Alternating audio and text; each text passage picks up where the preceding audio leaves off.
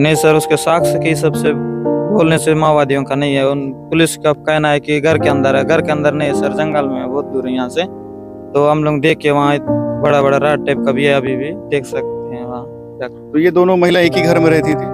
अलग अलग घर की और पास के घर वाली हो। इसका घर कहाँ है? इसी के ये पीछे वाला। जी। इतना बड़ा ब्लास्ट होने से घर में फिर उड़ जाता सर, धन उन पूरा राख हो जाता। तो अभी इलाज कैसे करवा रहे हैं इनका? इनका ही लोकल से करा रहे सर, यदि यहाँ आए थे लोकल वाले से।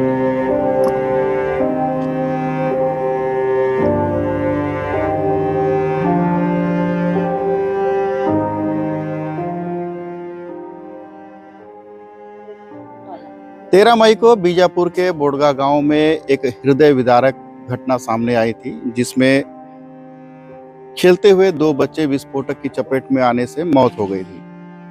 घटना के ठीक बाद बीजापुर पुलिस ने दावा किया था कि दोनों बच्चे जिस विस्फोटक से के चपेट में आए थे वो माओवादियों द्वारा लगाया गया था। घटना के एक दिन बाद इंद्रावती नेशनल पार्क कमेटी ने एक पर्चा जारी किया और उस पर्चे में दावा किया कि जो पुलिस आरोप लगा रही है वो सरासर गलत है और जिस आईडी की चपेट में आने से बच्चों की मौत हुई है वो सुरक्षा बलों द्वारा छोड़े गए रॉकेट लॉन्चर से हुई थी। दोनों तरफ आरोप प्रत्यारोप के बाद पत्रकारों की टीम मौके पर पहुंची और पत्रकारों ने पड़ताल किया। उसके बाद ये खबर सामने निकल कर आई कि बच्चे 13 मई की सुबह उस खेत में खेल रहे थे, जिस दौरान बच्चों की नज़र एक मेटल पर पड़ी। बच्चों ने जिज्ञासावश उस मेटल को उठाया और पास रखे एक पत्थर पर दे मारा, जिसके बाद एक मौके पर एक बड़ा धमाका हुआ और बच्चों की मौत मौके पर ही हो गई थी। ये आरोप प्रत्यारोप के बाद जिस तरह से बस्तर के जो हालात नजर आ रहे हैं, देख सकते हैं माओवादी और सुरक्षा बलों के बीच में कहीं ना कहीं आदिवासियों का नुकसान हो रहा है।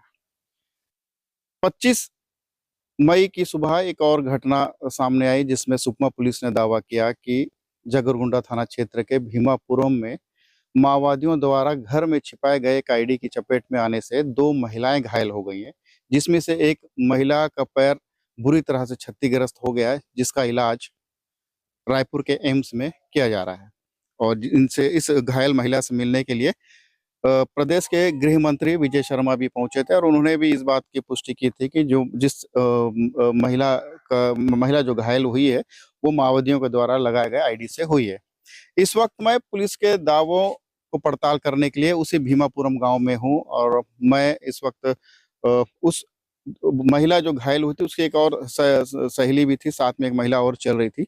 वो गांव में ही उसका इलाज चल रहा था और आप देख सकते हैं घायल महिला उस 25 मई की सुबह जब विस्फोटक हुआ था उस घटना में ये महिला भी घायल हो गई थी। एक महिला का इलाज रायपुर एम्स में चल रहा है तो दूसरी महिला का इलाज गांव में ही ग्रामीणों द्वारा किया जा रहा है। आखिर इन घटना के पीछे क्या कारण था, कैसे ये घटना घटी है? पुलिस जिस तरह से जो दावे कर रही है कि माओवादियों द्वारा छुपा गया आईडी की चपेट में आने से ये महिला घायल हो गई है। इसकी सच्चाई जानने के लिए मेरे साथ स्थानीय युवा है, क्योंकि महिला हिंदी बोल नहीं पाती है तो इनसे भी बात करने की कोशिश करते हैं कि उस दिन हुआ क्या था, आखिर महिला उस आईडी की चपेट में कैसे आई थी। क्या नाम है आपका? मड़का मुरस। कैसे घायल हुई है, कुछ जानकारी है? जी सर, सुबह सुबह महुआ बीनने के लिए जंगल गई हुई थी दोनों, वहीं पे ब्लास्ट हुआ। ऐसे पैर से कर रही थी वो, अस्पताल ले गई सुक्की को, उसी ने ऐसी कर रही थी क्या है बोल के, तभी ब्लास्ट हुआ है। तभी ब्लास्ट हुआ। तो ब्लास्ट का आवाज कितना दूर आया? बहुत दूर आया सर, आसपास गांव वाले भी सुने हैं। जी। घटना कितने बजे की है? वही 5:30 बजे के सुबह। जी। तो गांव में जंगल में क्या करने गए थे वो? टोरा बिनने गए थे सर, सुबह सुबह ही टोरा बिनने जाते हैं, फिर लेट होने से गाय मन खाते इसलिए सुबह ही जाते हैं। सुबह सुबह जी। तो फिर कैसे पता चला आप लोगों को कि वहाँ घायल हो गए? सर ब्लास्ट का आवाज आया तो आस पास घर से फिर हम लोग पता करने लगे कि यहाँ पर क्या हुआ बोल के, फिर हम लोग जाके लेके आए। अच्छा। जी, रो रही थी दोनों। जी। तो ये दोनों कितने दूरी पर चल रहे थे? आस पास में चल रही थी सर, ये महुआ बिन रही थी, वो जाते जाते क्या है बोल के ऐसे कर रही थी पैर से, तभी ब्लास्ट हुआ। पुलिस ऐसा आरोप लगा रही है कि वो जो आईडी है जो ब्लास्ट हुआ, इस विस्फोटक जो था वो माओवादियों का था। क्या कहना है इस पे? नहीं सर, उसके साक्ष्य के हिसाब से बोलने से माओवादियों का नहीं है। उन पुलिस का कहना है कि घर के अंदर है, घर के अंदर नहीं है सर, जंगल में है, बहुत दूर है यहाँ से। तो हम लोग देख के वहाँ बड़ा बड़ा राड टाइप का भी है, अभी भी देख सकते हैं वहाँ जाकर। तो ये दोनों महिला एक ही घर में रहती थी? अलग अलग घर की, और पास के घर वाले हो इसका घर कहाँ है? इसी का ये पीछे वाला। जी तो ब्लास्ट अगर घर में होता तो घर में भी अवशेष दिखते, साक्ष्य दिखते, जी, उतना बड़ा ब्लास्ट होने से घर में घर उड़ जाता। उड़ जाता सर, धन उन पूरा राख हो जाता। तो अभी इलाज कैसे करवा रहे हैं इनका? इनका यहीं लोकल से करा रहे सर, यहाँ आए थे लोकल वाले, इन कर दिए। जी तो ये स्थानीय ग्रामीण हैं जो पुलिस के आरोपों को खारिज कर रहे हैं। महिला गंभीर रूप से घायल हो गई थी।